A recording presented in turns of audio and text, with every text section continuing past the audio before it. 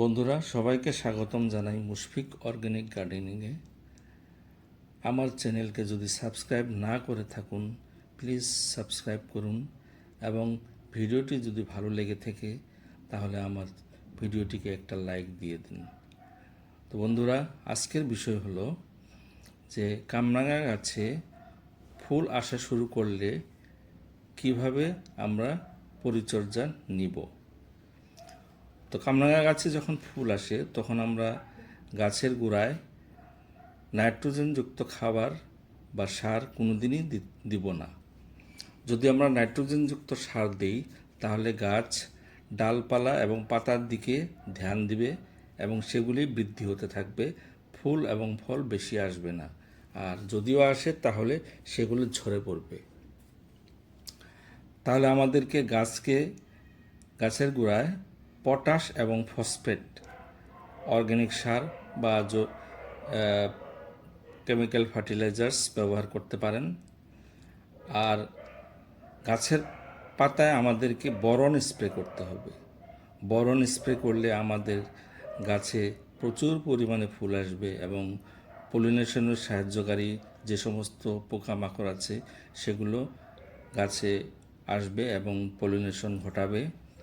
তো সেই জন্য আমাদেরকে কয়েকবার বোরন ব্যবহার করতে হবে। আর যদি বোরন ব্যবহার করি তাহলে আমাদের গুটি ঝরে কম পড়বে, ফুলও কম ঝরে পড়বে। সেই জন্য আমাদেরকে পলিনেশনের জন্য সাহায্যকারী যেটা বোরন সেটা ব্যবহার করতে হবে।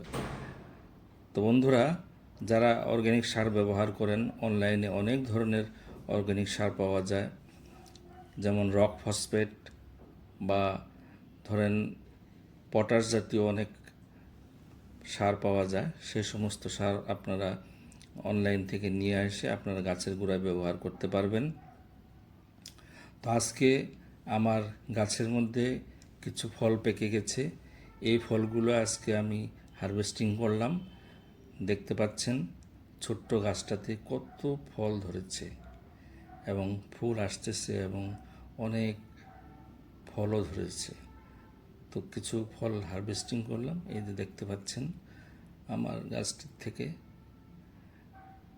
বন্ধুরা, তো যারা যারা আমার চ্যানেলকে ভালো পান সবাই শেয়ার করে দেবেন এবং লাইক বাটন অবশ্যই করবেন এবং তৎসঙ্গে আমার চ্যানেলকে সাবস্ক্রাইব করবেন। তাহলে বন্ধুরা, আমার চ্যানেলকে যদি সাবস্ক্রাইব করেন তাহলে আমি নতুন নতুন তথ্য নিয়ে আপনাদের সম্মুখে হাজির হতে পারবো। তো এই দেখতে পাচ্ছেন আমার কামরাঙা গাছ থেকে কিছু কামরাঙা হারভেস্ট করলাম। তো সবাইকে ধন্যবাদ, আবারও সবাইকে ধন্যবাদ জানাই।